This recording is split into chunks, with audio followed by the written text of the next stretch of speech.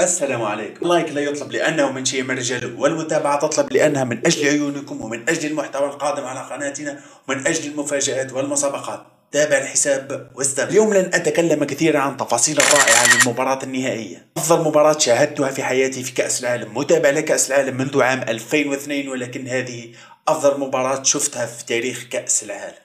المباراة الأقوى كانت بين أفضل لاعب في تاريخ كرة القدم منذ خلق الله سيدنا آدم قبل 33 ألف عام، والظاهرة كيليان مبابي الذي لا أذكر له أي منافس في جيل. هالاند ممكن ينافسه في التهديف، لكن كموهبة وشمولية وأداء فوق الملعب أكيد كيليان مبابي. سأعود للحديث عن كيليان مبابي لأقول له مدريد is very beautiful. أعطيني البول يا ليونيل ميسي. ميسي أفضل لاعب في التاريخ، أكمل الإنجاز الذي يسمح له بالتربع على عرش كرة القدم. ميسي هو ملك كرة القدم.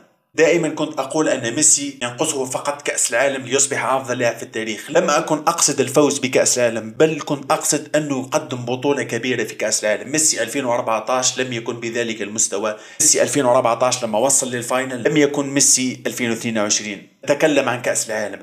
أما عن ميسي في أوج عطائه، تعال أحكي لك أنا مدريدي. تعال.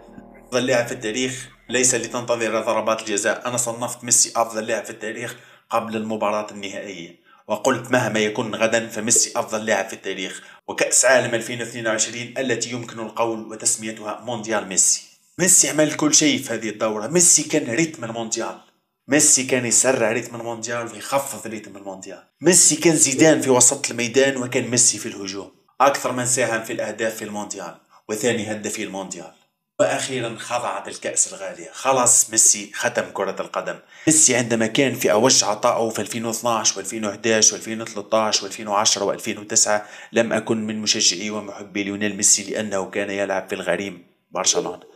ميسي كنت دائما أنتظر خسارته، لكني تمكنت من تذوق حلاوة تشجيع البولغا ليونيل ميسي ولو لمباراة.